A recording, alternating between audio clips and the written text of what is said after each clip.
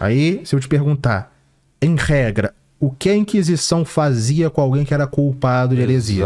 Exato. Lançava a fogueira, né? Em regra, se imagina isso. Bom, as penas que a Inquisição impunha para alguém que era culpado ou que havia suspeitas sérias de que a pessoa era culpada eram em regra penitências, peregrinação para um santuário, jejuns bem fortes, a obrigatoriedade de doação de esmolas, algo assim. A entrega para o braço secular, ou seja, o Estado, que em razão da ordem católica da sociedade, da cristandade, porque, como o Eduardo falou, para o Estado, àquela altura, heresia era um crime. Uhum. A igreja só entregaria o herege ao braço secular para que ele aplicasse a pena que era cabível conforme a legislação civil, somente no caso de hereges reincidentes. Ou seja, aquele indivíduo que foi julgado pela Inquisição, foi comprovadamente declarado culpado, confirmou-se que ele era culpado, e ele prometeu se emendar. Se em um segundo momento ele reincidisse, aí sim, a igreja, o que a igreja poderia fazer? A igreja católica ela só pode julgar seus próprios membros. Uma pessoa que é herética, que é declarada herética e quer se manter na heresia, essa pessoa está fora da jurisdição da Igreja Católica. Então o que ela fazia? Bom, nós não temos jurisdição sobre ele, mas o Estado, o seu reino, o seu senhor, a sua cidade ainda tem. E aí caberia ao Estado aplicar a pena que lhe seria cabível. Em termos numéricos, nós temos bastante registros da Inquisição medieval, principalmente, inclusive, em termos de proporção, quantos, né, teriam sido entregues para o braço secular. Houve no século passado um estudo muito profundo dos registros da Inquisição do sul da França, os Carrier de Toulouse, os cadernos de Toulouse, fizeram um levantamento muito profundo e também se fez o exame da trajetória de muitos inquisidores famosos. Talvez o inquisidor mais famoso do século XIV, que foi Bernardo Guy, que é um dominicano que atuou no sul da França e do norte da Itália. Bernardo Guy, em cerca de 20 anos, se não me engano, aqui me foge um pouco, até menos, ele emitiu cerca de 900 sentenças. Ele emitiu, ou seja, ele julgou 900 pessoas, ou, enfim, 900 processos foram julgados por ele. Desses 940... dá quantos por cento? Não sei. 5. Menos de 5. Menos de 5. Foi a entrega para o braço secular. A maior parte das sentenças foi ou absolvição sumária, ou absolvição ao fim do julgamento, ou a imposição de pequenas penitências menores. Houve abusos da Inquisição? Houve abusos tremendos. Ainda no século XIII, houve um inquisidor chamado Robert Le Bougre. Ele era chamado assim, Roberto o Búlgaro, porque historicamente sabe-se que a heresia cátara veio da atual Bulgária. E este Roberto havia sido cátaro antes de abandonar, né, depois se converteu ao catolicismo, mas continuou conhecido como Roberto o Búlgaro. E se tornou inquisidor. E os seus excessos eram tais na entrega, não é, de hereges por braço secular, que os próprios bispos do norte da França o denunciaram ao Papa, e o Papa o afastou das suas funções, por causa dos seus excessos. Depois ele aparentemente se emendou, foi recolocado no cargo, mas voltou a cometer excessos, foi afastado e morreu afastado da Inquisição. Então, é aquela história... há excesso, sempre haverá excesso. E você falou na Espanha, porque na Espanha foi a parte mais radical. Eu falei Espanha? No começo a gente falou sobre a Espanha é porque é o seguinte, a Inquisição Espanhola... Você falou que houve várias Inquisições. Sim, a Inquisição Espanhola já é outro contexto. A Inquisição Espanhola e a portuguesa também, elas surgiram... A espanhola surgiu no final do século XV no tempo dos reis, passaram a história como reis católicos, Isabel e Fernando, foram aqueles que concluíram a reconquista na Península Ibérica, aqueles que expulsaram os últimos muçulmanos da Espanha, acabaram com o último reino muçulmano da Península Ibérica, era o reino de Granada, em 1492. E quando eles terminaram esse processo de unificação, claro que a unificação política mesmo seria só do século XVIII, mas enfim, não vem ao caso. Eles terminaram esse processo de unificação e a Espanha, os vários reinos que ainda compunham essa união pessoal, Aragão, Castela e... Aragão e Castela, e outros reinos menores que os integravam, era ainda uma realidade política e até religiosa muito pouco uniforme. E havia um interesse tremendo em garantir uma certa uniformidade na constituição de uma entidade política única e socialmente e religiosamente uniforme.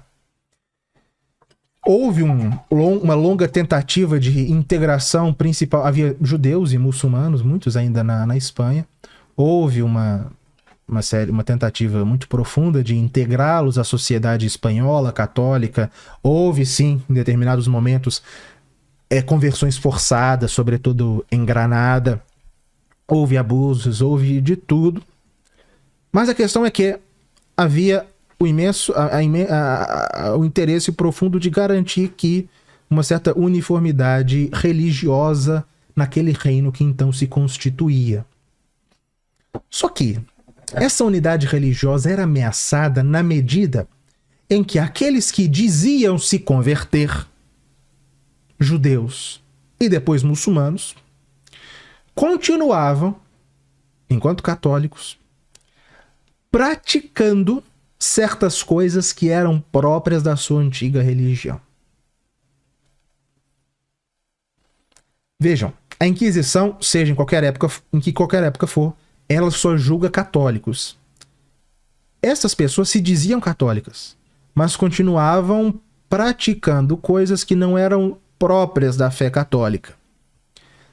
E o Estado espanhol, no caso os reis católicos, pediram ao Papa então Inocêncio VIII a autorização para instituir o Tribunal da Inquisição no seu reino para aferir a prática da religião católica destes que se diziam se converter, mas que talvez continuassem praticando algo que não era próprio da fé católica. O que nós vemos ao longo do tempo, sobretudo ao longo do século XVI e XVII, na verdade, a Inquisição se convertendo em um órgão de Estado da Espanha, frequentemente sendo até usado como meio de persecução política. E em um segundo momento, isso que é mais interessante, do historiador francês contemporâneo chamado Gregory Wimbick, ele fala, a Inquisição ela foi se convertendo em um instrumento, claro que não dá para desenvolver muito isso aqui, mas um instrumento da própria sociedade que a apoiava contra os desmandos de uma elite que trazia certas características heréticas, ou seja, querendo ou não, a Inquisição se converteu num instrumento, numa entidade política e religiosa da nação espanhola. Numa época, inclusive, que as autoridades políticas, que os estados já haviam adquirido um certo grau de centralização que já os deixava bastante afastados da autoridade política do Papa. Quando a Inquisição foi instituída no século XIII, os reinos europeus ainda eram bastante submetidos à Igreja. Nos séculos XVI e XVII, apesar de nestes países como a Espanha e Portugal, a nossa população ainda ser católica e os reis ainda serem católicos, eles têm muito mais autonomia e autoridade nos seus reinos sobre os papas do que aqueles da Idade Média. Desvirtuou-se, né? Então a Inquisição foi progressivamente se convertendo num instrumento político. Agora, também temos que ser justos. Se houve excessos, houve também excesso na difamação. Existe uma lenda negra espanhola, propagada sobretudo no final do século XVI e ao longo do século XVII por ingleses. Depois por franceses, mas sobretudo por ingleses. A Inglaterra e a Espanha eram duas nações inimigas entre os séculos XVI e XVII. A Espanha era a grande potência mundial, a Inglaterra havia aderido ao protestantismo e estava adquirindo também certa projeção, como adquiriram no início do século XVIII, eram nações rivais. E muito do que se diz do que teria sido a Inquisição Espanhola como um regime de terror permanente, em grande medida é fruto da propaganda inglesa, não é nem anticatólica, é anti-espanhola. Mas, de qualquer modo, reconhece-se. A Inquisição Ibérica, portuguesa também, era bastante diferente da Inquisição medieval. A Inquisição medieval, a igreja, de fato, tinha uma autoridade, uma liberdade de ação muito maior do que as inquisições modernas. E só um último ponto. A questão da bruxaria, porque eu falei de herege, se vem muita questão da bruxaria.